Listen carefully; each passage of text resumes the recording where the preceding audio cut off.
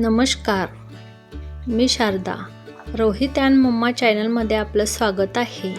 तर बड्डेसाठी हा केक ऑर्डर केला होता. केकची टेस्ट खूप छान लागत होती. सर्वांनाच खूप जास्त आवडला केक. आम्ही शॉपिंग करायला गेलो होतो तेव्हा खूप वेळ पण झाला होता आणि दीदीचा बड्डे असल्यामुळे रोहित म्हणत होता की आपण आज हॉटेलला जेवायला जाऊ. हॉटेलमध्ये पोचलो आणि मग स्टार्टरची ऑर्डर दिली.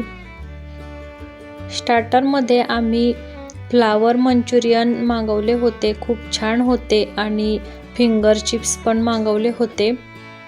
फ्लावर मंचुरियन मी फर्स्ट टाइम खाल्ले पण खूप छान होते टेस्टला. स्टार्टर खाऊन झालेलं होतं आणि मग आम्ही मेन कोर्स मागवला. मेन कोर्समध्ये पनीर अंगारा आणि चपात्या मागवल्या होत्या.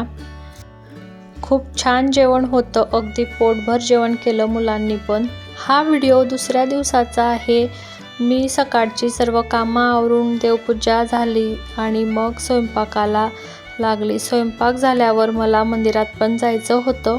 गजानन महाराजच्या मंदिरामध्ये दर्शनाला गेली होती. दर्शन घेऊन आली आणि येताना बघा किती छान असं पावसासारखं वातावरण झालेलं आहे आणि मेंढ्या गाई किती पाणी प्यायला आले आहे. इथे आम्ही पाणी पिण्यासाठी कुंड केलेला आहे.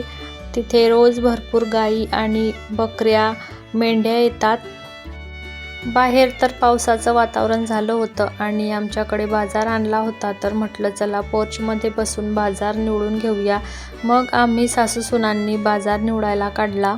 पावसाळ्यामध्ये जर आपण कॅरीबॅगमध्ये तसाच भाजीपाला राहू दिला तर तो लवकर खराब होतो, म्हणून मी खाली पेपर टाकले आणि त्यावर भाज्या ठेवल्या आणि फॅन खाली त्या कोरड्या करून घेतल्या आणि निवडून मग कॅरीबॅगमध्ये ठेवल्या, म्हणजे भाज्या लवकर खराब होणार नाही. पावसाचं वातावरण झालं होतं आणि चहा पिण्याची वेळ पण झालेली होती, म्हणून रोहितने आम्हाला चहा करून दिला आणि आईला तो विचारत होता की आई चहा कसा झाला, तर आई सांगत होत्या खूप छान चहा झालेला आहे.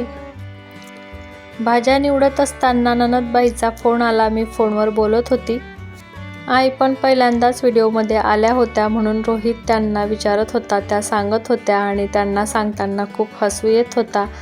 तोच आईला खूप हसवायचा आणि त्यांच्या बोलण्यावरून मला पण खूप हसू यायचा.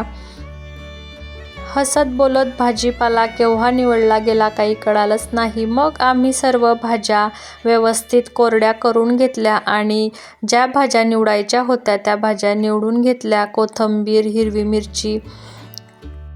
मुलांना टिफिन द्यावा लागतो म्हणून अर्धा किलो भाज्या आणल्या होत्या.